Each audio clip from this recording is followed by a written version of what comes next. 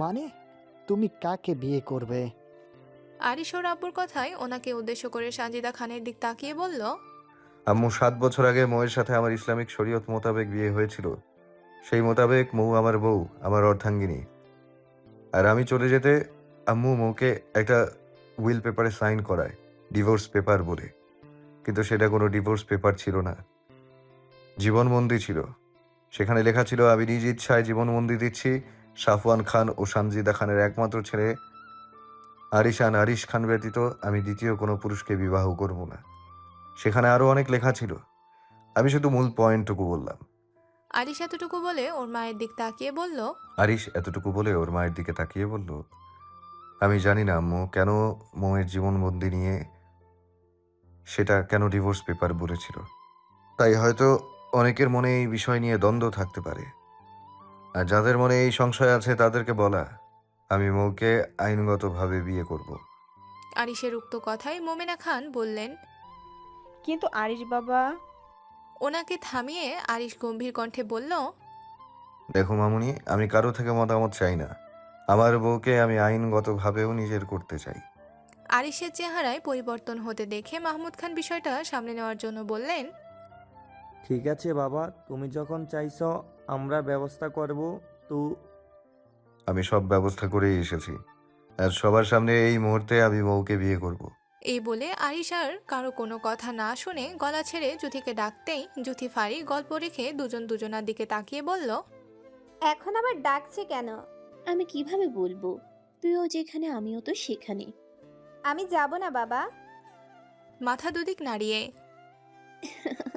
তুই থাক, আমি চাই। তুই বরং এখানে বসে থাক, ভাই এসে তোকে কোলে করে নিয়ে যাবে আনে। ফারি। কি? তুই জানিস না ভাইয়ের স্বভাব? ভাই নিজে ডেকেছে, সেখানে তুই যাবি না, তাহলে তো তোকে কোলেই করেই নিবে, তাই না? ফাড়ি ঠেস মারা কথায় জুথির মুখটা ভেজার করে বলল, ধুর রম্বা, সারাদিন আঠার মতো লেগে থাকতে হবে? এই বলে ফাড়ি জুথি সিঁড়ি বেয়ে নিচে এসে দেখে শুধু ওরা না, ইভারত পাশাপাশি বাড়ি সবাই প্রায় এক জায়গায়। জুথি সবাইকে এক জায়গায় দেখে এক কিনারে দাঁড়িয়ে বলল, ডেকেছেন কেন?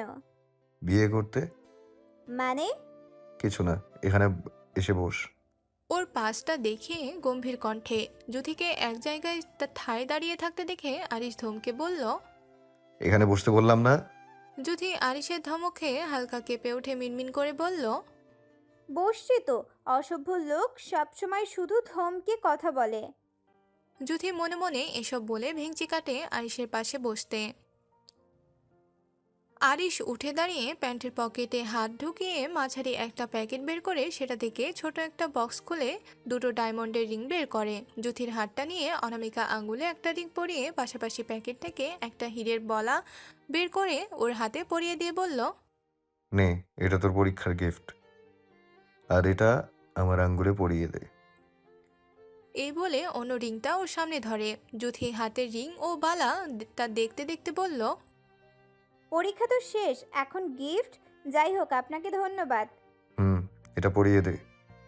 আপনি পরে নিলেই তো পারেন। ওর কথায় আরিশ রাগের দৃষ্টি নিয়ে তাকাতে জুথি আরিশের হাত থেকে রিংটা নিয়ে পরাতে নিলে আরিশ ওর অনামিকা আঙুলটা সামনে ধরতে জুথি টুপ করে পরিয়ে দিল। জুথি রিংটা পরিয়ে দিতে আরিশ একবার সেটা দেখে পেপারগুলো ওর দিকে এগিয়ে দিয়ে বলল। এগুলোতে সাইন কর। জুথি আরিশের গম্ভীরতা দেখে ভয়ে ভয়ে বলল, এগুলো কিসের পেপার? সাইন করতে বললাম না তোকে?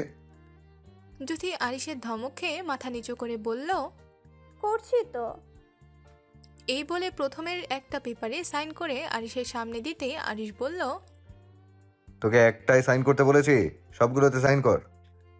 আবারও ধমকে বলল। জুথি আরিশের পরপর ধমক খেয়ে সবগুলো পেপারে সাইন করে আরিশের কাছে দিতে আরিশ পেপারগুলো নিয়ে সেগুলোতে সাইন করতে করতে বলল।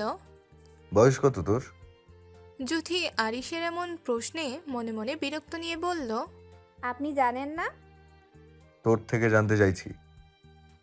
সই শেষ করে ওর দিকে কড়া দৃষ্টিতে তাকাতে দেখে জুথি ঢোক গিলে একবার সবার দিকে আর চোখে তাকিয়ে বলল, এভাবে তাকানোর কি আছে, বলছি তো। হুম 16 শেষ হয়ে 17 বছর চলছে। ও, তুই তো এসএসসি পরীক্ষা দিয়েছিস। তাহলে বলতো মেয়েদের কিংবা ছেলেদের বিয়েতে কি বলতে হয়? যুথি একবার সবার দিকে তাকাচ্ছে তো একবার আরিশের দিকে তাকাচ্ছে। ওর মাথায় আসছে না আরিশ ভাই সবকিছু জেনে শুনে ওর কাছে জিজ্ঞেস করছে কেন। ও কিছু বলতেও পারছে না থাপ্পড় খাওয়ার ভয়ে। এসব ভেবে বিরক্ত নিঃশ্বাস ফেলে বলল, এটা কে না জানে, উভয় পক্ষকেই কবুল বলতে হয়। কি বললি? বুঝলাম না। কবুল বলতে হয়। জোরে বল। আরে বাবা, কবুল কবুল বলতে হয়। আলহামদুলিল্লাহ, তুই তো বিয়ে সম্পর্কে ভালোই জানিস যে উভয় পক্ষকে 3বার কবুল বলতে হয়। এতটুকু বলে আরিশ পেপারগুলো গুছিয়ে ফাইলে রাখতে রাখতে বলল, মৌ, তোর কাজ শেষ, তুই তোর রুমে যা। এই বলে ফারির দিকে তাকিয়ে বলল। ফারি, ওকে নিয়ে যা। আরিশের কথা বলতে মিনিট শেষ হওয়ার আগেই যুথি হাঁপ ছেড়ে উঠে দাঁড়িয়ে ফারিকে নিয়ে উপরে চলে গেল। ওরা যেতেই আরিশ সবার দিকে তাকিয়ে বলল, ব্যাস, আবারও 3 কবুল, পাশাপাশি আইনভাবে মৌ আমার হয়ে গেল। এখন আশা করি কারো মনে কোনো দ্বন্দ্ব নেই মৌকে নিয়ে। আর হ্যাঁ, আজ থেকে মৌ আমার সাথে আমার রুমে থাকবে। এই বলে উঠতে নিলে মেহজাবিন খান ভোর কুচকে বললেন, ওকে বিয়ের বিষয়টা বললে না কেন? এই মুহূর্তে ঝামেলা চাই না, তাই। এই বলে সিঁড়ি পর্যন্ত যেতেই সানজিদা খান বললেন, তোমার কথা বুঝলাম না। আরিশ যেতে নিয়েও মায়ের কথায় দাঁড়িয়ে বলল, থাক না কিছু বিষয় আমার আর মৌয়ের মধ্যে। তোমাদের কাছে তো বিয়েটা ক্লিয়ার করেই দিলাম। এই বলে আর এক মুহূর্ত না দাঁড়িয়ে ওর রুমে চলে যায়। এতক্ষণ যা হচ্ছিল সবাই চুপচাপ দেখছিল, কারণ কেউ কিছু বললেও আরিশ যা করতে চাইছিল সেটা এমনিও করতো আর না বললেও করতো। আরিশ চলে যেতে সাফওয়ান খান নিঃশ্বাস ফেলে বললেন, ও যেটা নিয়ে ভালো থাকছে থাকুক, শুধু ও স্বাভাবিক থাকলেই শান্তি। কারণ আজ হোক কাল হোক জ্যোতির সাথে ওর বিয়েটা দিতেই হতো। ওনার কথায় মাহমুদ খান বললেন। ওনাকে শেষ করতে না দিয়ে সাফওয়ান খান বললেন, ও যেটা নিয়ে থাকতে চাইছে থাকুক, আর ভবিষ্যতে আনুষ্ঠানিকভাবে যদি কোনো কিছু করতে চায় সেটা না হয় করা যাবে। এই বলে একবার মাহমুদ খানের দিক তাকে ঘাড়ে হাত রেখে রুমের দিকে চলে যান। সাফওয়ান খান চলে যেতে সবাই যে যার রুমে মতো চলে যান, কারণ যেখানে ওনারা মেনে নিয়েছেন সেখানে মহিলারা কি বলবে। তাছাড়া খানবাড়ির একটা রেওয়াজ আছে, ছেলে মেয়েদের ইচ্ছাকে মর্যাদা দেওয়া হয়। নিজেদের ইচ্ছা কারো ওপর জোর করে চাপিয়ে দেওয়া হয় না। সাফওয়ান খান আরিশের সাথে যুথিকে সেই 7 বছর আগেই মেনে নিত যদি আরিশ ওভাবে বেপরোয়া হয়ে না উঠত। আরিশ তখন রুমে এসে ফ্রেশ হয়ে বিছানায় শরীর এলিয়ে দিতেই ওর ফোনটা বেজে ওঠে। ফোনটা হাতে নিতে দেখে হোয়াটসঅ্যাপে কল এসেছে। সেখানে একটা নাম ঝলঝল করে ভেসে উঠেছে, ছোটু নামটা দেখে আরিশ ক্লান্ত শরীর নিয়ে উঠে বসে ফোনটা রিসিভ করে মুচকি হেসে বলল, আসসালামু আলাইকুম ছোটু। আমি ভালো আছি, তুই কেমন আছিস? আরিশ লুসিয়ানকে বারবার ভাইয়ের জায়গায় বাড়িয়া বলতে দেখে নাক কুচকে বলল, এই, তোরে না বলেছি বাংলা না শিক্ষা আমার সাথে কথা বাংলা বলবি না। অরে না, আরে হবে শব্দটা। আর শিখালাম না, শিখালাম। আবার ভুল শব্দ বললে আবার শব্দটা ভাইয়া হবে। এবার ঠিক আছে, ভাবছি তোকে খাঁটি বাঙালি একটা মেয়ের সাথে বিয়ে দেব, তারপর যদি তুই ইংলিশ ছেড়ে বাংলা ভাষা শিখতে পারিস। লুসিয়ানের ডিজিটাল বাংলা শুনে আরিশ চোখ দুটো ছোট ছোট করে বলল, তোর উক্তি শুনে আমার সন্দেহ হচ্ছে আমি বাঙালি মেয়ে বিয়ে করে ভুল করলাম কিনা। আরিশের কথায় লুসিয়ান ক্যাবলা মার্কা হাসি দিয়ে বলল। হুম, আরিশ লুসিয়ানের কথায় শ্বাস ছেড়ে বলল, ওয়েট কর, আমি রাখছি। এই বলে যুথিকে ডাকতে 2 মিনিট পরে যুথি বিরক্ত হয়ে রাগে ফুঁসতে ফুঁসতে আরিশের রুমে এসে কপাল কুঁচকে বলল, সারাদিন মৌ মৌ কি, হ্যাঁ? একটু পরপর মৌ। যুথিকে এভাবে কথা বলতে দেখে আরিশ ফোনটা বিছানার উপর রেখে ওর দিকে এগোতে এগোতে শয়তানি হাসি দিয়ে বলল, মন সারাক্ষণ শুধু তুই তুই করে, তুই তুই করে।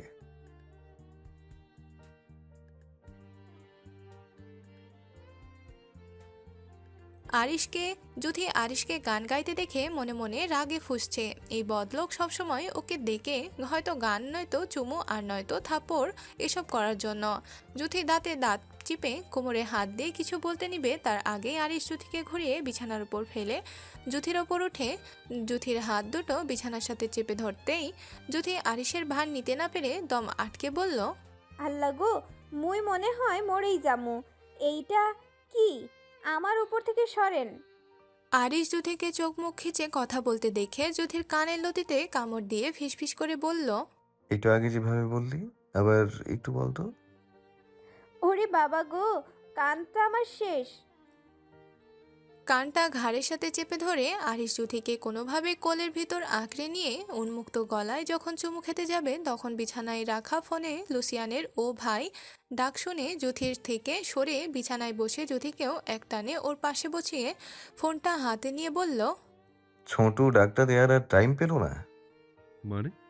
আরিশ লুসিয়ানের কথায় রাগী নিঃশ্বাস ফেলে বলল, কিছু না, গাধা।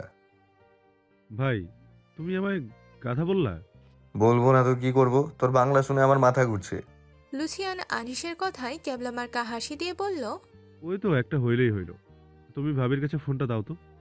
আরিশ লুসিয়ানের কথায় নাক মুখ কুচকে ফোনটা জুথির কাছে দিয়ে বলল। ওদের সাথে কথা বল। জুথিকে ফোনটা নিতে সংকোচ বোধ করতে দেখে আরিশ ইশারায় ফোনটা নিতে বললে জুথি ফোনটা নিয়ে বলল, আসসালামু আলাইকুম। আসসালামু আলাইকুম ভাবি। এতটুকু বলে লুসিয়ান ম শব্দটাই আটকে যায়। অতপর ভ্রুকুচকে বোকা হেসে বলল। তুমি তো অনেক সুন্দর দেখতে। লুসিয়ানের কথায় জুথি আরিশের দিক তাকাতে আরিশ ফোনটা ছো মেরে ওর হাত থেকে নিয়ে বলল, ও তোর সম্পর্কে কি হয় মনে আছে তো? আরে হ হ, মনে আছে। দাও তো ভাবির কাছে। আরিশ ফোনটা জুথির কাছে দিতে লুসিয়ান গলা খাকারি দিয়ে বলল, তুমি কি বাঙালি মেয়ে? সত্যি বলবা। তুমি সাধারণ কোনো বাঙালি নও। তুমি আমার মন খাড়া এক বাঙালি। জুথি লুসিয়ানের কথা শুনে ফিক করে হেসে দিল। জুথিকে হাসতে দেখে লুসিয়ান চোখ বড় বড় করে বলল, ওমা, তোমার দেখি গালে টোল পড়ে। আমি তো জানতাম বাঙালি মেয়েরা মোটু হয়। এখন দেখছি বাঙালি মেয়েরা তো অনেক সুন্দর। এই বলে আরিশকে ডেকে বলল, ভাই, ও ভাই। বল। ভাই, আমি তোমার বউয়ের মতো সুন্দর মেয়ে বিয়ে করব। তাহলে তো তোকে বাঙালি মেয়ে বিয়ে করতে হবে। হ ভাই, তোমার বউয়ের মতো বাঙালি মেয়ে বিয়ে করতে রাজি। ও আরও কিছু বলবে তার আগেই ইন্দ্রিয়া তাইনি লুসিয়ানের থেকে ফোনটা নিয়ে বললেন, তুই পরে বাঙালি মেয়ে বিয়ে করিস।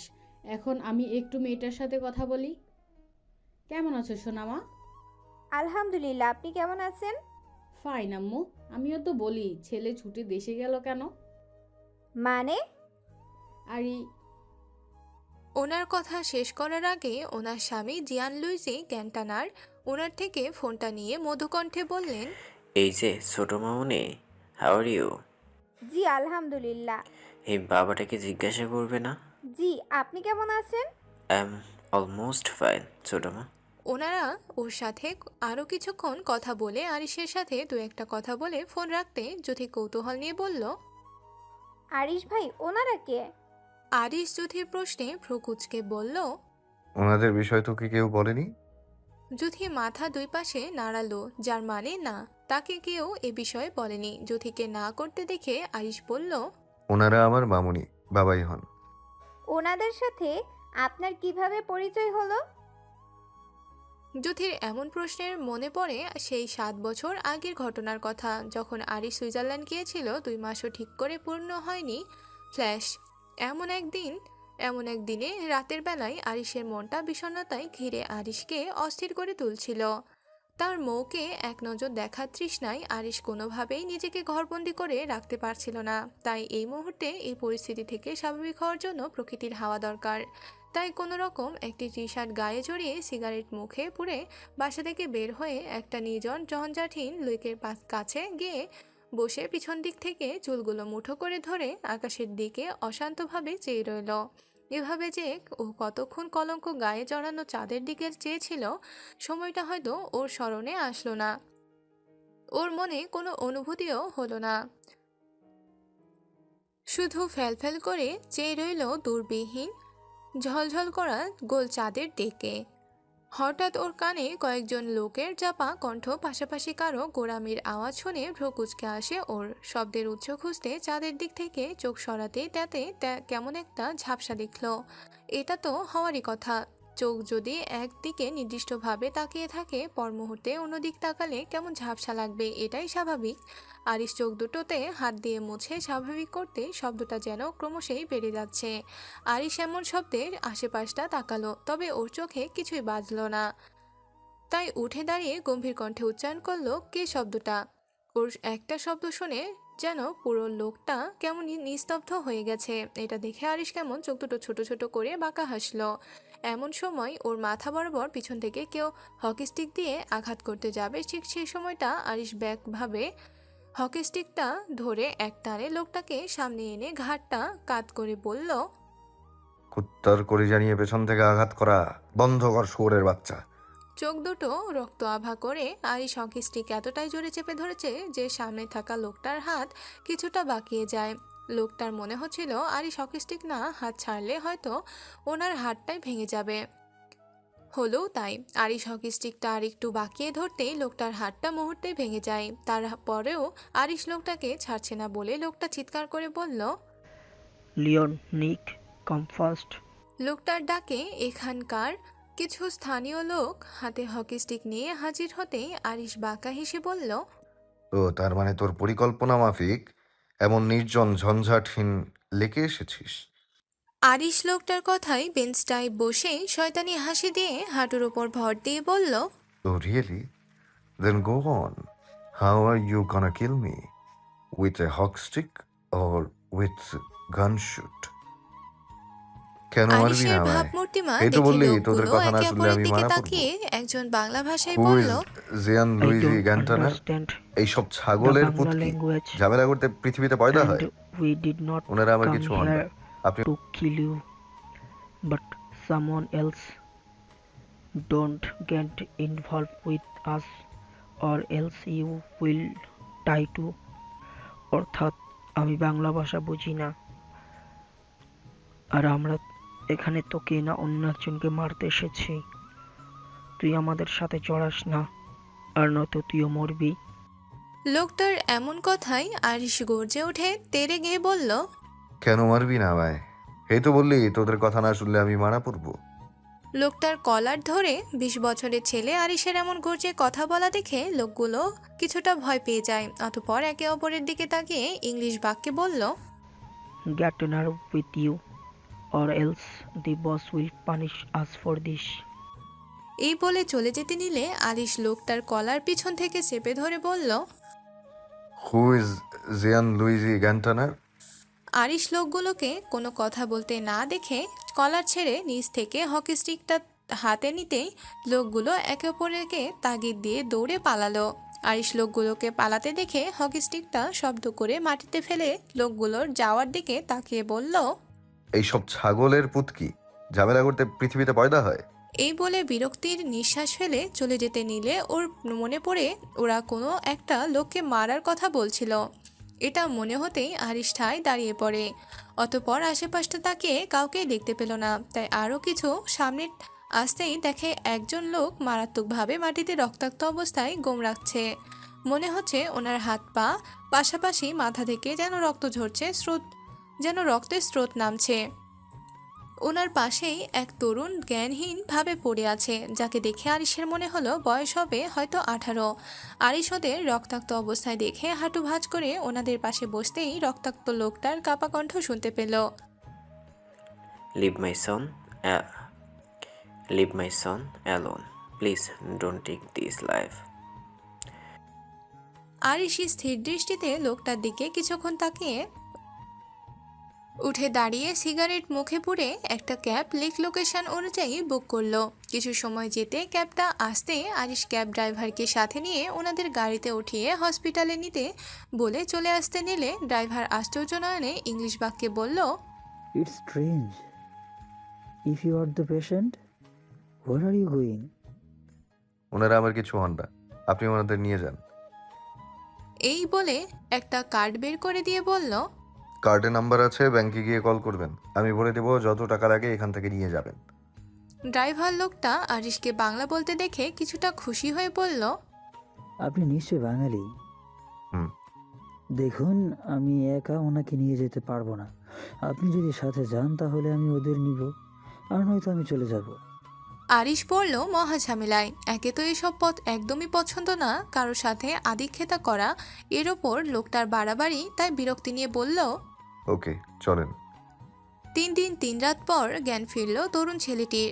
এই 3 দিন স্যালাইনের উপর জীবন বেঁচেছিল তার। আজ জ্ঞান ফিরতেই প্রথমে বাবাকে খুঁজল। ততক্ষণে মাথায় চাপ পড়তে নাক মুখ খিচে মাথা চেপে ধরতেই আরিশ স্বাভাবিক বিরক্তি নিয়ে রুমে ঢুকে কেবিনের একটা চেয়ার টেনে বসে সোজা সাপটা কণ্ঠে বলল, লুক অ্যাট মি।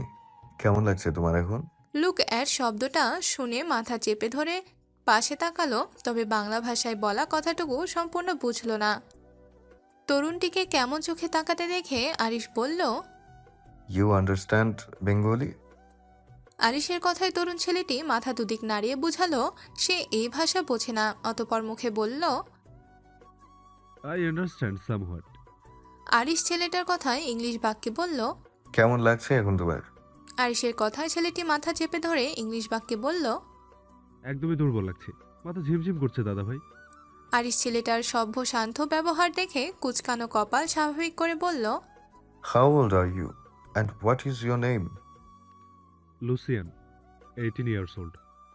এই বলে ওর আশেপাশটা ভালো করে দেখে ইংরেজিতে বলল, দাদা ভাই, এটা কি কোনো হসপিটাল? আর আমার বাবা কোথায়? তোমার বাবা আইসিইউতে আছে। আরিশের কথা শুনে লুসিয়ান কপাল কুচকে ইংরেজি বাক্যে বলল। কি হয়েছে আমার বাবার?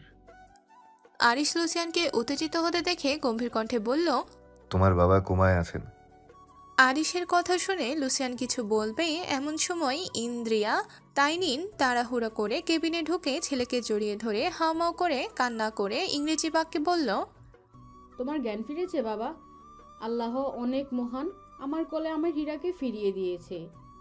লুসিয়ান মায়ের কান্নার তোপ নিতে না পেরে ঠান্ডা কণ্ঠে বলল, mom, I am fine, please don't cry. এভাবে মা ছেলে বেশ কতক্ষণ কাটালো। অতপর ইন্দ্রিয়া তাইনিন আরিশের দিক তাকিয়ে কৃতজ্ঞতা প্রকাশ করে বললেন, তুমি এতটুকু একটা ছেলে আমাদের কত বড় একটা উপকার করলে। আমার কোল বাঁচালে, আমার অর্ধেক আমার স্বামীকে বাঁচালে। তোমাকে কি বলে বা কি দিয়ে যে এর ঋণ শোধ করব আমি জানি না। ওনার কথায় আরিশ গম্ভীর কণ্ঠে বলল, দেখেন, আমাকে ঋণ প্রকাশ করতে হবে না। আমার অনেক টাকা আছে, আমি শুধু মানুষ হিসেবে কর্তব্য পালন করেছি। আরিশের গুরুগম্ভীর কণ্ঠ শুনে উনি বললেন, তুমি আমাদের চেনো? আমি আপনাদের চিনে কি করব? আরিশের সোজা কথায় উনি মুচকি হেসে বললেন, না মানে আমাদের সুইজারল্যান্ডে তো সবাই আমাদের বিলাসবহুল হিসেবে চেনে, তাই আর কি তোমায় জিজ্ঞেস করলাম। হয়তো এত নাম সুনাম বিলাসবহুল বলে আপনাদের এত শত্রু। নট ইন্টারেস্টেড দেখিয়ে ইন্দ্রিয়া তাইনিন এই 3 দিন আরিশের ব্যক্তিত্ব বেশ মোহিত হয়েছেন। কথা বলা স্টাইল, সহজে কারোর সাথে কথা না বলা, সবকিছুই বেশ লক্ষ্য করেছেন উনি। যদিও উনি সুইজারল্যান্ডের স্থানীয় মহিলা, তবে উনি বাংলা ভাষা পছন্দ করেন। সে ভাষায় কথা বলতে ওনার বেশ পছন্দ। ওনার স্বামীও তাই। তবে ছেলের জন্য ওনাদের ইংলিশটাই বলতে হয়, বাংলায় আর বলা হয় না। এই 3 দিন আরিশের সাথে উনি বেশ বাংলায় কথা বলেছেন। উনি ওনাদের জীবন ইতিহাস আরিশকে শোনালেও আরিশ পারিবারিক একটা কথাও ওনাকে বলেনি। যদিও আরিশ সেই রাতেই হসপিটাল থেকে চলে আসতে চেয়েছিল, কিন্তু ইন্দ্রিয়া তাইনিন জোর করে আরিশকে ওনার কাছে রেখে দেয়। এতে আরিশ বিরক্ত হলেও মায়ের বয়সী মহিলার কথা ফেলতে পারেনি। লুসিয়ান এর জ্ঞান ফেরার পর ঠিক 1 সপ্তাহ পরে জিয়ান লুইজি জ্ঞানটানার ওনার হুঁশ আসে। যদিও ডাক্তার ওনাকে পুরোপুরি সুস্থ ঘোষণা দেয়নি, কিন্তু উনি কোমা থেকে উঠে সর্বপ্রথমে স্ত্রী সন্তানকে দেখতে চাওয়ায় ওনারা দুজনে ওনার পাশে বসতে উনি বললেন, ওরা তো আমাদের। ওনার সম্পূর্ণ কথা শেষ করতে না দিয়ে ইন্দ্রিয়া তাইনিন বললেন, উপরে একজন মহান আল্লাহ আছে, সে কি তুমি জানো? তাই তো তোমার জীবনটা আজ বেঁচে আছে, আর তার একমাত্র আমার এই ছেলেটার জন্য। আরিশকে দেখিয়ে উনি আরিশকে ওনার দুর্বল চোখ দুটো দিয়ে সম্পূর্ণ চোখ বুলিয়ে মোহিত কণ্ঠে বলল, আমার পাশে এখানে বসো বাবা। আরিশ ওনাদের এমন গা লেপটানো কাজে বিরক্ত হয়ে সোজা সাপটা বলল, দেখুন, আপনাদের সাহায্য করা আমার কর্তব্য ছিল। আমি এখন আমার বাসায় যাব। কিন্তু তোমাকে তো যেতে দিব না। Are you trying to say this? আমি ঠিক বলছি। আরিশ ওনার কথায় রাগে গজগজ করতে করতে উঠে চলে যেতে যেতে বলল, আমার উপর কারো জোর খাটে না। উপকার করেছি বলে যে আপনাদের কাছে রেখে দেবেন আর আমি থেকে যাব, এটা ভাবলেন কিভাবে? শোনো আমাদের কথা। ওনার সম্পূর্ণ কথা শেষ হওয়ার আগেই আরিশকে কেবিনের দরজা খুলে দ্রুত পায়ে চলে যায়। আজ 3 দিন হয় হসপিটাল থেকে বাড়িতে ফিরেছেন জিয়ান লুইজি গ্যাংটানার। এই 3 দিনে হসপিটাল থেকে ডক্টর ওনাকে ছাড়েননি। উনি কোমা থেকে মাত্র ফিরেছেন বলে ওনার এই অ্যাক্সিডেন্টের কথা ইতিমধ্যে পুলিশেই বিষয়ে পুরোটাই তদন্ত করে ফেলেছেন। উনি হসপিটালে থাকাকালীন আরিশ রাগ দেখিয়ে চলে যেতে কিছু লোক ঠিক করেছিলেন আরিশ কোথায় থাকে ইভেন তার সব ইনফরমেশান জোগাড় করে দিতে। উনি বাড়ি ফিরতে আরিশের সব ইনফরমেশান পেয়ে লুসিয়ানকে নিয়ে ওর ফ্ল্যাটে যায়। তবে উনি যে নিরাশ হন। আরিশ তখন বাসায় ছিল না। পরপর এমন 2 দিন যেতে আরিশের সাথে ওনার দেখা মিলে। আরিশ ওনাদের দেখে ভ্রুকুচকে বলল, কি চাই আপনাদের? তোমাকে। সোজা সাপটা উত্তর দিলেন জিয়ান লুইজি গ্যান্টানার। আচ্ছা, আপনাদের কি একটা কথা বললে বোঝেন না? আরিশকে চেঁচাতে দেখে লুসিয়ান ইংলিশ বাক্যে বলল, সে তুমি যাই বলো দাদা ভাই, তোমাকে আমরা নিয়ে যেতে এসেছি। আরিশ কিছু বলবে তার আগে জিয়ান লুইজি গ্যান্টানার মুখখানা ছোট করে বললেন, দেখো বাবা, আমি আজ 2 দিন ধরে এখানে আছি তোমার জন্য। আজকে আমি তোমাকে সাথে না নিয়ে এক পা এই জায়গা থেকে নড়ব না। ওনার কথায় লুসিয়ান সায় জানিয়ে ইংলিশ বাক্যে বলল, তুমি ঠিক বলেছো বাবা, দাদা ভাইকে না নিয়ে আমি এক পাও যাব না। আরিশের ভীষণ রাগ হচ্ছে নিজের ওপর ওনাদের কথায়। কি করবে ভেবে না পেয়ে নিজেকে কন্ট্রোল করতে করে 2 হাতে মাথা চেপে বলল, আপনারা কিন্তু এইবার বাড়াবাড়ি করছেন। আমার ধৈর্যের ওর কথা শেষ করতে না দিয়ে উনি বললেন, তোমাকে আমি দত্তক নেব। ওনার কথা শুনে আরিশ আশ্চর্যের সীমা পৌঁছে বলল, হোয়াট? আরিশকে অবাক হতে দেখে লুসিয়ান এগিয়ে গিয়ে ইংলিশ বাক্যে বলল, হ্যাঁ দাদা ভাই, তুমি আমার ভাই হয়ে যাও। আমার বাবা মা তোমাকে ভীষণ ভালোবাসবে, আমার মতো। দরকার হয় আমার চেয়ে তোমায় বেশি ভালোবাসবে। তুমি আমার বড় ছেলে আরিশ আর ও আমার ছোট ছেলে লুসিয়ান।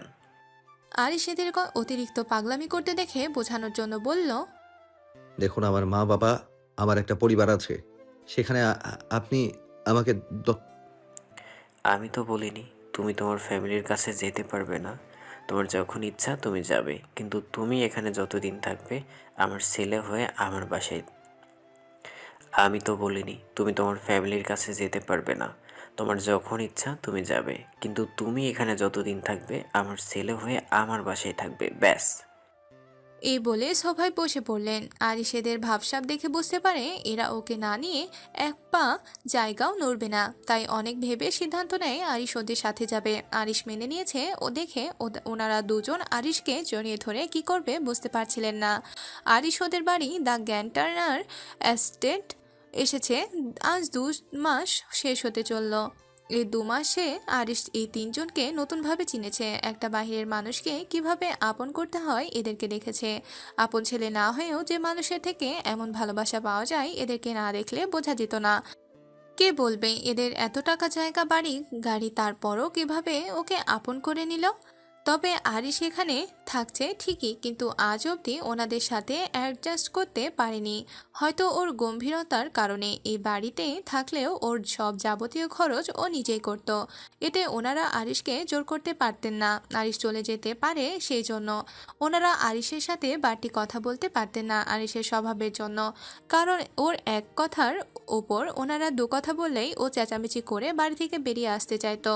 আর ওনারা অনেক কষ্টে ওকে মানিয়ে রাখতো। তবুও ওনাদের আরিশকে চাই। দিন যাচ্ছে, রাত কাটছে। হঠাৎ একদিন আরিশ মিনি বাইক অ্যাক্সিডেন্ট করে। যদিও আঘাত তেমন পায়নি, হাত একটু কেটে গিয়েছে, পাশাপাশি পা ছিলে গেছে।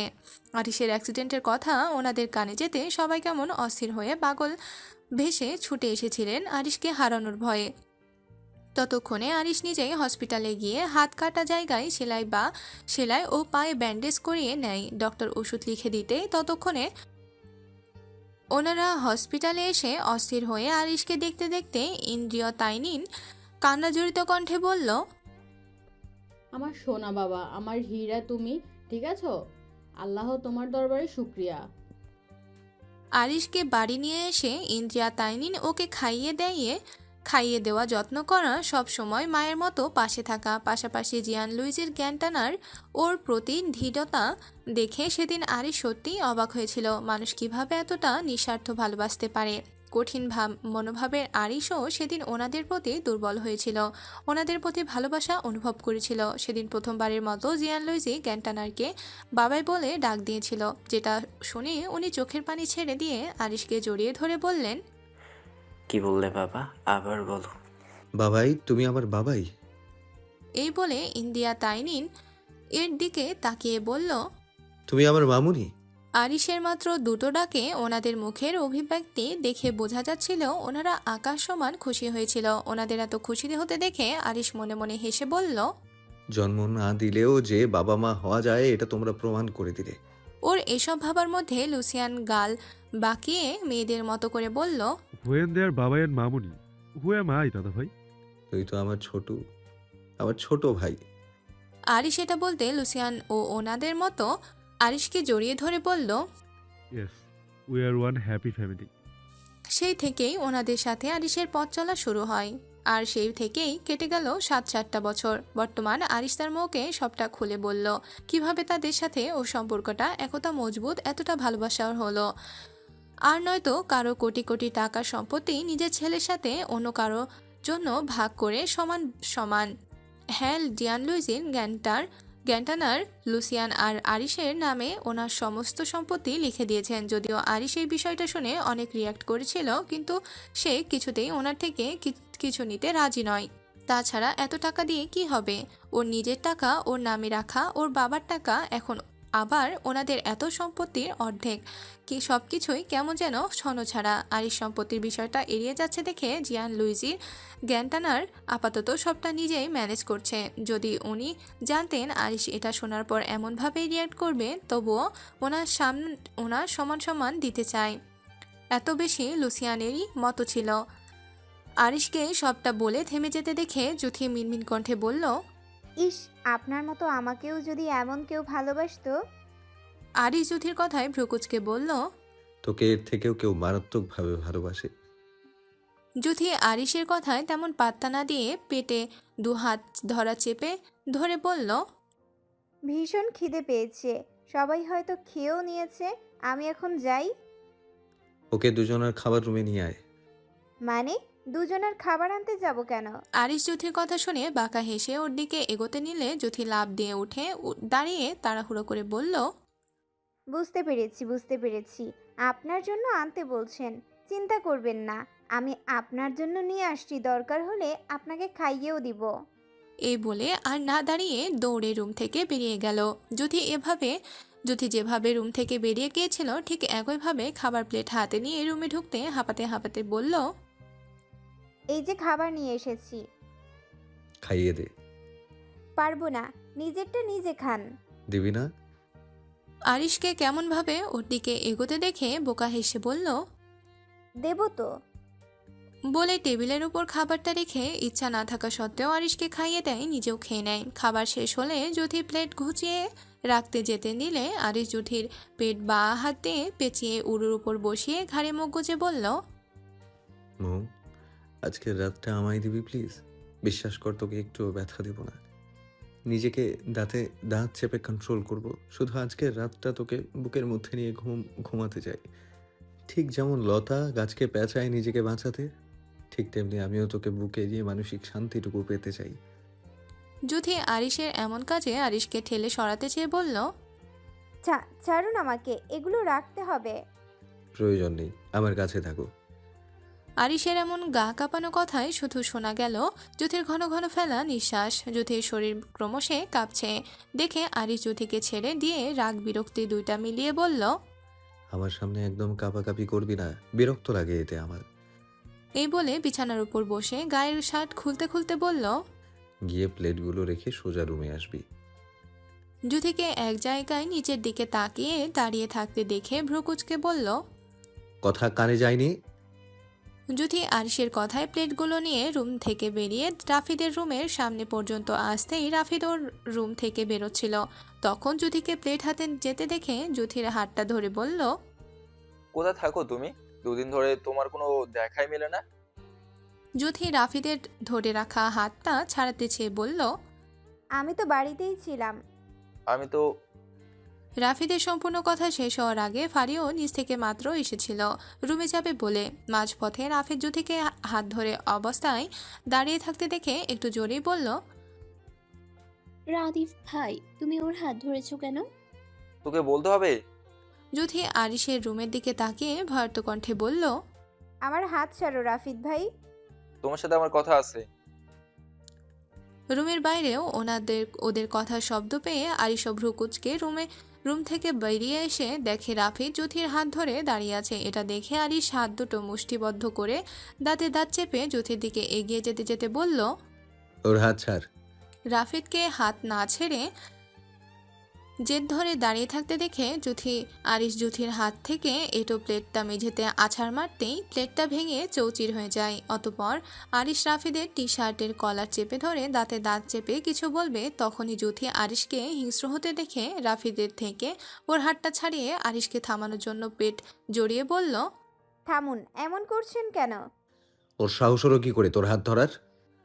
রাফিদের দিক রক্ত আভা চোখ করে ততক্ষণে আরিশ খেয়াল করলো তার মৌতাকে জড়িয়ে অবতরণ কাঁপছে। মেজাজটা এমনিতেই তোতে ছিল, তার উপর এই কাণ্ডে রাগে ওর চোখ দুটো লাল হয়ে উঠেছিল। মনে হচ্ছিল সামনে কিছু থাকলে ছিঁড়ে ফেলতো, এমনই জ্বলছিল ভেতরটা। মধ্যে শুধু জায়গায় শরীর জড়িয়ে কাঁপাকাঁপি বিষয়টা মোটেও ও নিতে না পেরে জুথিকে টেনে থাপ্পড় লাগিয়ে বলল, সমস্যা কি তোর?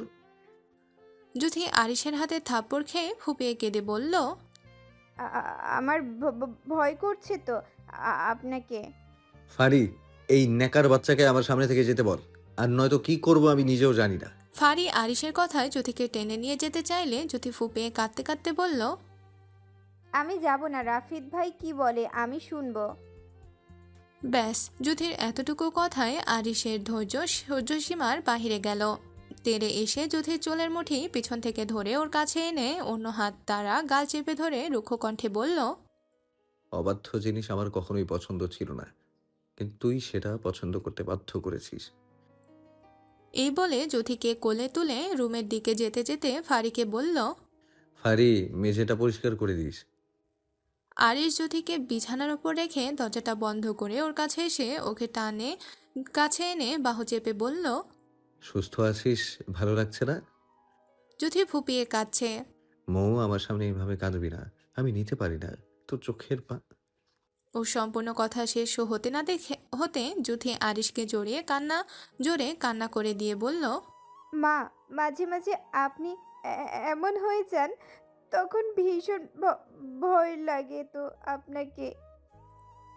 জুথি আরিশকে জড়িয়ে ধরতেই ওর রাগ কিছুটা কমে আসে। অতঃপর জুথিকে বুকের সাথে চেপে ওর মাথায় চুমু দিয়ে হাত বোলাতে বোলাতে বলল, তুই ওর দিকে তাকাবি না, ওর সাথে কথা বলবি না, তুই শুধু আমাকে দেখবি, আমার সাথে কথা বলবি, অন্য কারোর সাথে না। জুথি কান্নার তাপে আরিশের কথাগুলো মালুমে নিল না, শুধু নিঃশব্দে ফুপিয়ে কেঁদে গেল। একটা সময় কান্নার রেশে ধরে জুথি আরিশের বুকে ঘুমিয়ে যায়। জুথির ভারী নিঃশ্বাস পাশাপাশি কোনো সারা শব্দ না পেয়ে আরিশ জুথিকে বুকের ওপর থেকে তুলে দেখে জুথি ঘুমে গদগদ হয়ে গেছে। এটা দেখে আরিশ জুথির গালে কপালে নাকে চোখের পাতায় বলতে গেলে পুরো মুখমণ্ডলিতে একে একে চুমু দিয়ে ঠোঁট পরপর চুমু খায়। অতঃপর ওভাবেই আবারও বুকের সাথে চেপে পাতলা কাঁথাটা ওর শরীরে জড়িয়ে ওভাবেই শুয়ে পড়ে। অসন্ন কণ্ঠে বলল, মৌ, আমি তোকে কিংবা তোর শরীরকে আঘাত নয় ভালোবাসতে চাই। যতটা ভালোবাসলে তুই আমার বুকে আশ্রয় খুঁজে নিবি, আমাকে আঁকড়ে বাঁচতে চাইবে, ঠিক ততটাই ভালোবাসতে চাই। বাড়ির সকলে চেঁচামেচিতে ঘুম ভাঙে জুথির। তখন হয়তো ঘড়ির কাঁটায় 8:19 কি 20। জুথি চোখ ডলতে ডলতে উঠে বসে, হাউসি দিয়ে মাথা চুলকে চারপাশটা দেখল। অতঃপর রাতের কথা মনে উঠতেই ওর পাশে বিছানায় তাকাতে দেখে আরিশ নেই দেখে স্বস্তির নিঃশ্বাস ছেড়ে বিছানা থেকে নেমে দাঁড়ালো। কি মনে করে হুট করে আবারও বিছানায় শুয়ে পড়ে মুড়িয়ে আড়মোড়া দিল। অতপর উঠে বসে রুমের চারপাশটা আবারও দেখল, না আরিশ সত্যিই রুমে নেই। এটা দেখে মুচকি হেসে আরিশের কভারের কাছে গিয়ে ড্রয়ার খুলে সেখান থেকে সেদিনের ফেলে রাখা ড্রেসগুলো বের করে 2 হাত দ্বারা আবদ্ধ করে দরজা পর্যন্ত যেতেই মনে মনে বলল, এই সবগুলো ড্রেস আমার। সেদিন চকলেটের জন্য এগুলো নিতে পারিনি, আর না সবগুলো চকলেট নিতে পেরেছিলাম, তাই এই সুযোগে আজ সবগুলো হাতিয়ে নিব। এই বলে যে দরজা খুলে বের হতে যাবে, আরিশ চোর ধরার মতো জুথির পেট জড়িয়ে ওর পা শূন্যে ভাসিয়ে গম্ভীর কণ্ঠে বলল, আমার রুমে এসে চুপি চুপি চুরি করার অভ্যাসটা আজও গেল না তোর? আরিশের কাছে ধরা পড়ে পাশাপাশি ওর গম্ভীর কণ্ঠ শুনে মিনমিন কণ্ঠে বলল, আমি তো চুরি করছিলাম না, আমি তো এগুলো ফারিকে দেখাতে নিচ্ছিলাম। ও আচ্ছা। টেনে ঢং করে বলল। জুথি আরিশেরও শুনে কাচুমাচু করে বলল, আপনি তো রুমে ছিলেন না, হঠাৎ পয়দা হলেন কিভাবে? আমি না থাকাকালীন এভাবে আমার রুম থেকে চুরি করিস? জুথি আরিশের কথায় মাথা 2 পাশে নাড়ালো, যার মানে সে এভাবে তার রুম থেকে চুরি করে না। জুথিকে মাথা নাড়তে দেখে আরিশ বলল, যাই হোক, আমার বইয়ের জন্য আনা ড্রেসগুলো যে চুরি করতে যাচ্ছিলি, এখন এর শাস্তি কি দিব বল? আরিশের মুখে শাস্তি শব্দটা শুনে জুথি ভয়ার্ত কণ্ঠে বলল, শাস্তি? হুম। দেখুন, আমি কিন্তু ড্রেসগুলো নেইনি, তাই আমাকে নামান আর যেতে দেন। আমার এক্সের খিদা লাগছে। শাস্তি না দিয়ে তো তোকে যেতে দিব না। এই বলে জুথিকে দাঁড় করিয়ে ওর দিক ঘুরিয়ে গম্ভীর কণ্ঠে বলল, যা, তোকে বেশি শাস্তি দিব না। এই 7 সকালে যখন তোর মুখ দেখেই শুরু হলো, তাহলে তুই একটা ডিপলি কিস কর, তাহলেই হবে। জুথি আরিশের এমন শাস্তি শুনে ভ্রুকুচকে মনে মনে বলল, সারাদিন খালি চুমু, তাই না? আজ একবার জোর করে চুমু খান শুধু, তারপর আমার সাদা দাঁত দিয়ে আপনার সুন্দর ঠোঁটে কামড়ের দাঁত বসিয়ে দিব। জুথিকে চুপচাপ ভ্রুকুচকে নিচের দিকে তাকিয়ে থাকতে দেখে আরিশ বলল, কি ভাবছিস? না মানে, আমি মুখ ধুইনি তো, আগে ফ্রেশ হই, তারপর আপনার জুথির সম্পূর্ণ কথা শেষ করতে না দিয়ে আরিশ বলল, কোনো সমস্যা নেই, তুই নোংরা কাদা মাটি মেখে আমার সামনে আসলেও আমি তোকে সেভাবেই চুমু খাবো। এই বলে আরিশ জুথির চোটে চুমু খেতে গেলে দরজায় করাঘাতের শব্দ পেয়ে ধ্যান ভাঙে ওর। অসময়ে ডিস্টার্ব পেয়ে আরিশ বিরক্তিতে কপাল কুঁচকিয়ে বলল, সব উৎকট ঝামেলা সময় রেখে অসময়ে আসতে হবে। এই বলে আবারও জুথির দিকে ঝুঁকতে নিলে দরজায় ফাড়ির গলা ও করাঘাতের শব্দ পেয়ে আরিশ এক বালতি বিরক্ত নিয়ে বিছানায় বসতেই জুথি ছোট ছোট পায়ে গিয়ে দরজাটা খুলতেই জুথি কিছু বলার আগেই ফাড়ি বলল, তোকে বড়মা ডাকলো, আমি ডাকলাম, মামুনি ডাকলো, তোর রুমে খুঁজলাম, তোর কোনো হদিস পেলাম না। পরে বড় আম্মুর কাছে গিয়ে বলতেই সে বলল তুই ভাইয়ের রুমে আসিস। জুথি ফাড়িকে ঘন কথা বলতে দেখে মুচকি হেসে বলল, তুই একদম ঠিক টাইমে এসেছিস। ফাড়ি জুথির মুচকি হাসতে দেখে বলল, তুই সারা রাত ভাইয়ের রুমে ছিলি? ফাড়ির প্রশ্নে জুথির হাসি মিলিয়ে যেতে পাশাপাশি জুথিকে চুপ থাকতে দেখে ফাড়ি তার প্রশ্নের উত্তর পেয়ে যায়। অতঃপর তৃপ্তির নিঃশ্বাস ফেলে বলল, তানিশা এসেছে। ফাড়ির মুখে তানিশা এসেছে শুনে হেসে ওকে সরিয়ে যেতে নিলে ফাড়ি জুথির হাত ধরে কপাল কুঁচকে বলল, ডার্টি মেয়ে, আমুক ধোয়া কোথায় যাচ্ছিস? জানু এসেছে তো। আগে ফ্রেশ হবি, তারপর আসবি। জুথি ফাড়ির কথায় চোখ মুখ ছোট করে রুমে গিয়ে তাড়াতাড়ি করে ফ্রেশ হয়ে নিচে এসে দেখে তানিশার পাশাপাশি আশিকও এসেছে। আশিককে দেখে জুথি মুচকি হেসে ওর কাছে গিয়ে গাল দুটো টেনে দিয়ে বলল, বাপ্পা, তাহলে আমার জামাইটা একটু ফ্রি হলো, বউয়ের কাছে আসার টাইম পেলো। জুথির কথায় আশিক ভ্রুকুচকে রাগে নিঃশ্বাস ফেলে বলল। লাস্টের কথাটা বলে ভেঙচি কাটল। আশিকের কথা শুনে তানিশা জুথি সহ সবাই খিলখিল করে হেসে দিল। তানিশা হাসতে হাসতে বলেই ফেলল, ও একদম ঠিক বলেছে, ও তোর বয়সে ছোট হয়ে গেছে, তাই আমার ভাইকে শুধু শুধু জামাই বলে সান্ত্বনা দিবি না। আমার ভাইটা যদি বড় থাকতো তাহলে তোকে ভাবি বানাতাম। জুথির হাসি থামিয়ে পেট চেপে সিরিয়াস ভঙ্গিতে বলল, আন্টি কি বলেছে? বুঝলাম না। এখানে যে আসছিস সেই। ওকে শেষ করতে না দিয়ে তানিশা বলল, সেটা কি আমার আম্মুর অজানা? এখানে আসলে যে তোরা যেতে দিবি না সে তো আমার আম্মু জানে। আজকে থাকবি, এটাই ফাইনাল। ভাইয়াকে নিয়ে এসেছি না, আজকে যেতে হবে। আমি কোনো কথা শুনবো না। আচ্ছা, দুপুরে খাওয়া দাওয়া করে বিকেলে যাব। এবার খুশি? জুথিকে মুখ ভার করে চুপচাপ থাকতে দেখে তানিশা ওকে জড়িয়ে বলল, এভাবে মুখ ভার করে থাকিস না। আজ তো 3 তারিখ, 9 তারিখ তো ইভাপুর বিয়ে। তখন একদিন আগে চলে আসবো, বিয়ের পর দিন যাব। আয়ান পার্টি অফিসে যাবে বলে কালো শার্টের সাথে ভেতরে সাদা টি শার্ট পরে কালো প্যান্ট, চুল স্পাইক করে রেডি হয়ে ঘড়ি পড়তে পড়তে সিঁড়ি থেকে নিচে নামতে আসতেই চোখ পড়ে তার প্রাণপ্রিয় প্রিয়সীর ওপর। কি সুন্দর একে অপরকে জড়িয়ে সোফায় বসে আছে। এটা দেখে আয়ান মুখে হাত দিয়ে কাশি দিয়ে জানালো তার উপস্থিতি। আয়ানের শব্দ পেয়ে যুথি মাথা তুলে তাকাতে দেখলো আয়ান কেমন গভীর দৃষ্টি, সেই চোখে কত না বলা কথা।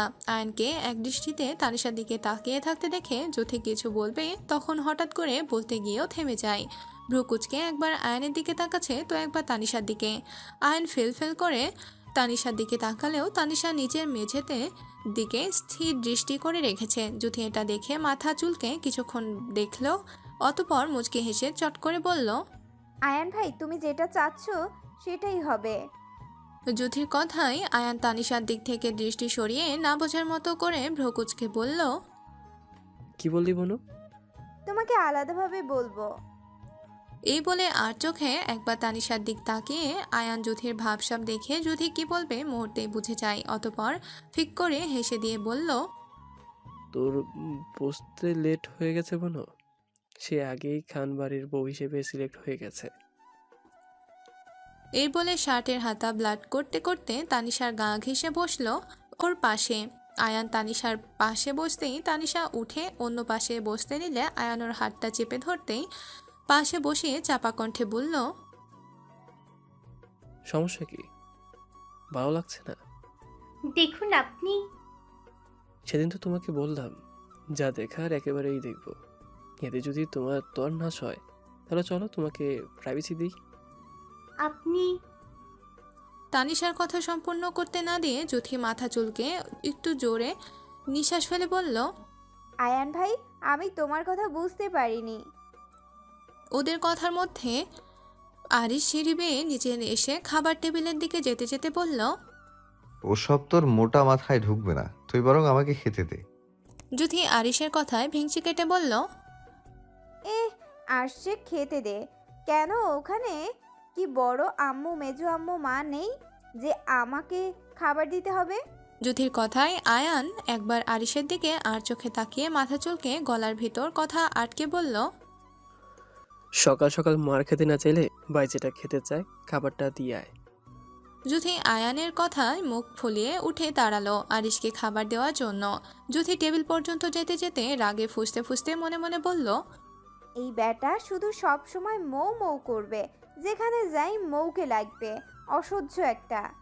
এই বলে টেবিলে প্লেট রাখে তাতে সুন্দর সকালের ব্রেকফাস্ট সাজিয়ে দিয়ে বলল, খাবার। নিচের দিক তাকিয়ে বলল।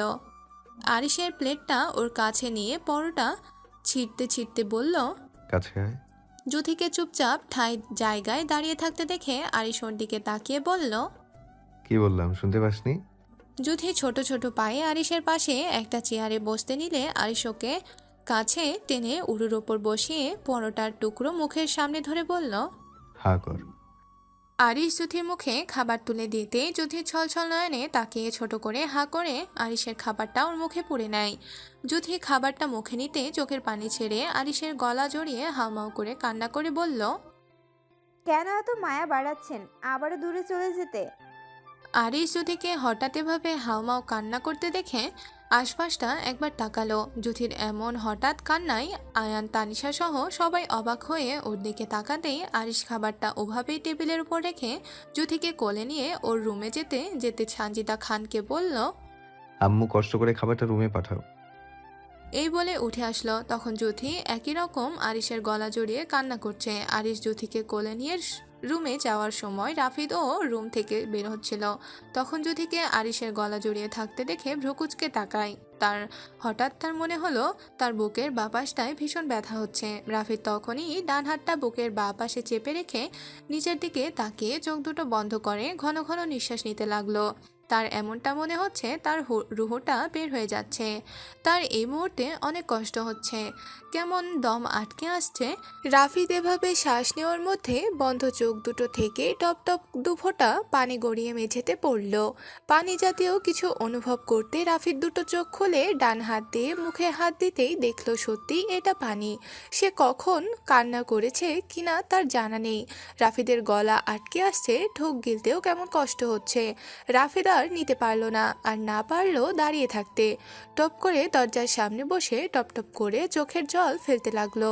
রোদও তখন রুমে বের হয়ে নিচে যাওয়ার জন্য। তখন রাফিদকে এভাবে দেখে ছুটে এসে রাফিদের বাহুতে হাত রেখে বলল, কি হয়েছে আপনার? আপনি কাঁদছেন কেন? আর এভাবে বা দরজার সামনে বসে আছেন কেন? রোদ রাফিদের চোখের জল মুছে দিতে দিতে অস্থির কণ্ঠে বলল, আরে বাবা বলবেন তো, এভাবে কাঁদছেন কেন? আমি কি বুঝো? মাকে ডাকবো? রাফিদ হুঁশ হারালো। কান্নার তোপে রোদকে জড়িয়ে ধরে ফুপিয়ে কেঁদে বলল, ভালোবাসা এত ভয়ঙ্কর কেন? আমি সহ্য করতে পারছি না। রাফিদ রোদকে জড়িয়ে ধরায় রোদ হাঁসফাঁস করে ওকে ছাড়াতে চেয়ে বলল, কি করছেন? ছাড়েন ভাই, আপনি ঠিক নেই।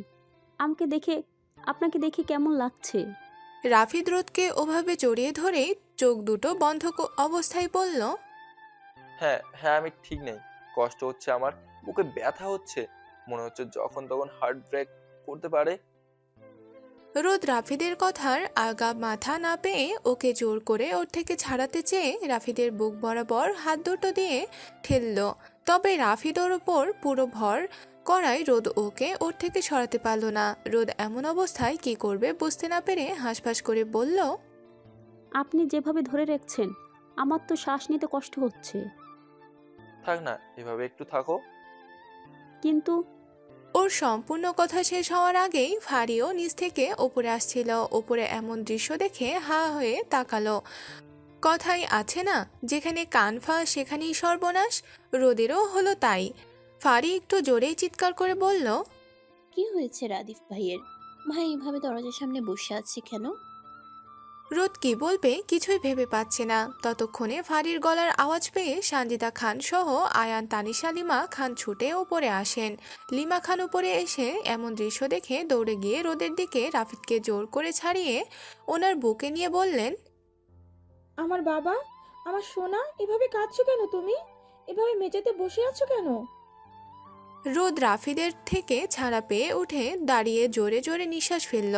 এতক্ষণ ওর মনে হচ্ছিল দম আটকে আসার পালা। যেভাবে ওকে জড়িয়ে রেখেছিল, ততক্ষণে রোদের মা মেহজাবিন খান ওর কাছে এসে ওকে ঘুরিয়ে ঠাস করে থাপ্পড় দিয়ে বললেন, ঠাস, কি হয়েছিল এখানে? ও বা তোকে এভাবে জড়িয়ে রেখেছিল কেন? রোদ থাপ্পড় খেয়ে মাথা নিচু করে চোখের জল ফেলতে সানজিদা খান এসে মেহজাবিন খানের থেকে রোদকে সরিয়ে কড়া কণ্ঠে বললেন, কি শুরু করেছো তোমরা? শরীরে হাত দেওয়ার একটা রেওয়াজ তুলেছো দেখছি। বড় যা সানজিদা খানের কথায় মাথা নিচু করে মেহজাবিন খান বললেন, বড় ভাবি, আমি এভাবে বলতে চাইনি, কিন্তু ও তো এখন বড় হয়েছে। আর রাদীপ যে একজন প্রাপ্তবয়স্ক যুবক। দুজন প্রাপ্তবয়স্ক ছেলে মেয়ে এভাবে জড়িয়ে থাকা, সেটা ভালো দেখায় না। সানজিদা খান ওনার কথায় যুক্তি পেয়ে চুপ হয়ে যান। তবে গায়ে হাত তোলা বিষয়টা ওনার মোটেও পছন্দ না, তাই ওভাবে বললেন, সেটা মুখে বলা যায়, গায়ে হাত দেওয়ার প্রয়োজন হয় না। ওনাকে চুপ থাকতে দেখে সানজিদা খান রোদকে ওনার কাছে টেনে বললেন, এখানে কি হয়েছিল রোদাম্মু? আসলে বড় আম্মু, বিষয়টা আমিও জানি না। আমি যখন রুম থেকে বের হচ্ছিলাম তখন দেখি উনি এভাবে দরজার সামনে বসে কান্না করছিল। তাই ওনাকে জিজ্ঞেস করতে উনি এভাবে জড়িয়ে। রোদকে শেষ করতে না দিয়ে সানজিদা খান বললেন, আচ্ছা ঠিক আছে, বুঝতে পেরেছি, তুমি এখন যাও। এই বলে উনি রাফিদের কাছে গিয়ে মাথায় হাত বুলিয়ে বললেন, কি হয়েছে তোমার বাবা, আমাদের বলো। রাফিদ ততক্ষণে দরজার সামনে থেকে উঠে হাত মোট করে চোখের পানি মুছে কিছু হয়নি বলে রুমের ভিতর ঢুকে দরজাটা বন্ধ করে দিতে লিমা খান আহাজারি কণ্ঠে বললেন, বাবা, দরজাটা খোলো, মাকে বলো, মা শুনবে তো তোমার কথা। ততক্ষণে ভিতর থেকে রাফিদের কণ্ঠ শোনা গেল, তোমরা যাও। আরিশ জ্যোতিকে রুমে নিয়ে আসতে জ্যোতি তখনও আরিশের গলা জড়িয়ে ফুপিয়ে কাঁদছে। আরিশ জ্যোতিকে এখনো ফুপিয়ে কাঁদতে দেখে এক টানে ওর গলা ছাড়িয়ে ও সামনে এনে ভ্রুকুচকে বলল, সমস্যা কি? কাঁদছিস কেন? চুপ করে থাকাটা আমার মোটেও পছন্দ না মৌ। জ্যোতি আরিশকে চেঁচাতে দেখে ওর বুকে মাথা গুজে মুখ লুকালো। জ্যোতির এমন কাজে আরিশ ওর বুক থেকে ওকে টেনে বিছানায় ফেলে দুই হাত বিছানার উপর রেখে তার মধ্যে জ্যোতিকে আবদ্ধ করে বলল, ন্যাকামি মানাও? তো ন্যাকামি দেখতে নিয়ে আসছি।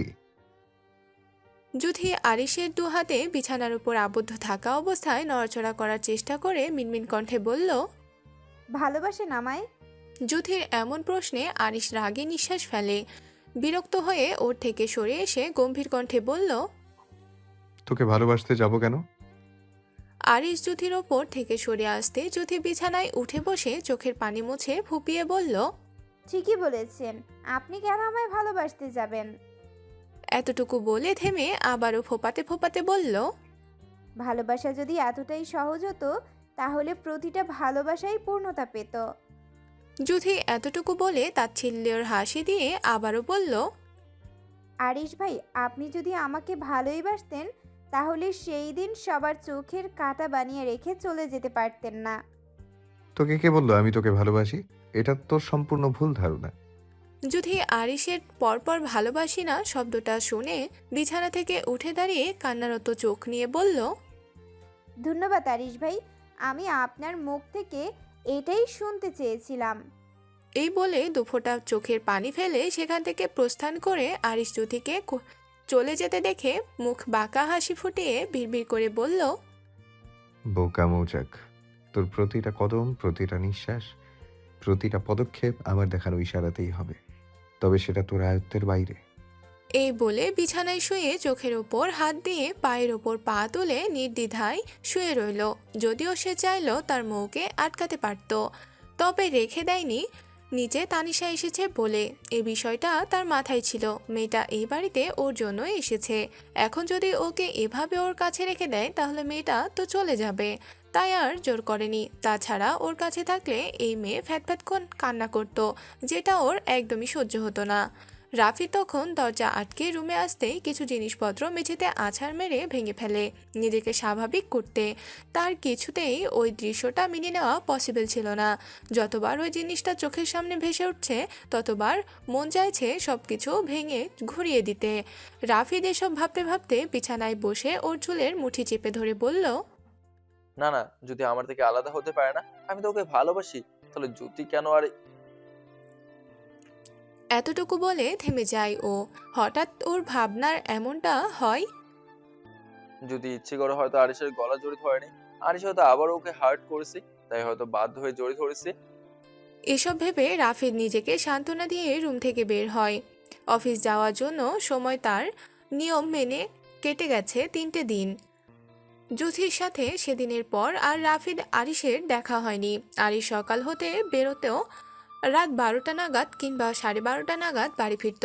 আর যতটুকু টাইম আরিশ বাড়িতে থেকেছে জ্যোতি ইচ্ছে করে আরিশের সামনে যায়নি। ওকে যতটা সম্ভব এড়িয়ে চলেছে আরিশ। ও এই বিষয় নোটিস করেছে, কিন্তু অতি ব্যস্ততার জন্য প্রিয়সীর কাছে যেতে পারেনি। এতে তার দিন কাটলেও মানসিক শান্তি কেমন উধাও হয়ে গেছে। রাফিদও সেই বিষয় ভুলে স্বাভাবিক হয়ে আগের মতো অফিস সামলাচ্ছে বাবা চাচার সাথে। 2 দিন বাদ বাড়িতে বিয়ে পড়বে। অফিস থেকে তখন ছুটি নিতে হবে অন্যদের দায়িত্ব দিয়ে। কত কাজ তখন, তাই সবার ব্যস্ততায় দিন পার হচ্ছে। রোদও সেদিনের পর থেকে আর রাফিদের মুখোমুখি হয়নি। যতটা সম্ভব রাফিদ বাসায় থাকলে রুমে থেকেছে। সন্ধ্যা প্রায় 7:37। তখন খানবাড়ির সকল মানুষ বসার ঘরে সন্ধ্যার নাস্তা করতে ব্যস্ত। এমন সময় হঠাৎ ইভার ফোন বেজে ওঠায় খাবার রেখে ফোনটা হাতে নিতে দেখে রনি ফোন দিয়েছে। এই সময় এই লোকের ফোন দেখে ইভা মনে মনে বলে, লোকটার কি খেয়ে দেয়ে কাজ নেই? সে আমাকে দেখে যাওয়ার পর থেকে দিন নেই, রাত নেই, সন্ধ্যা নেই, দুপুর নেই, সবসময় শুধু ফোন আর ফোন। ইভাকে ফোন হাতে নিয়ে কিছু ভাবতে দেখে সানজিদা খান বললেন। ইভা সানজিদা খানের কথায় কিছুটা লজ্জা পেয়ে মাথা চুলকে বলল, আসলে বড় আম্মু ওর সম্পূর্ণ কথা শেষ করতে না দিয়ে সানজিদা খান বুঝতে পেরে আবারও মুচকি হেসে বললেন। ইভা ওর বড় আম্মুর কথায় সাই জানিয়ে হাতে খাবার প্লেটটা নিয়ে রুমে গিয়ে ফোনটা রিসিভ করে মধুকণ্ঠে বলল, আসসালামু আলাইকুম। ইভার মিষ্টি কণ্ঠে সালাম পেয়ে অপর পাশের লোকটা মুচকি হেসে বলল। এতটুকু কথা বলে দুজনেই বেশ সময় নীরবতা পালন করে রনি বলল, জি খাচ্ছি, আর আপনার সাথে কথা বলছি। আপনি খেয়েছেন? রনি এতটুকু বলে থেমে আবারও আসন্ন গলায় বলল। ইভাকে চুপ থাকতে দেখে রনি অধৈর্য গলায় বলল। ইভা রনির কথায় শ্বাস ছেড়ে মধুকণ্ঠে বলল,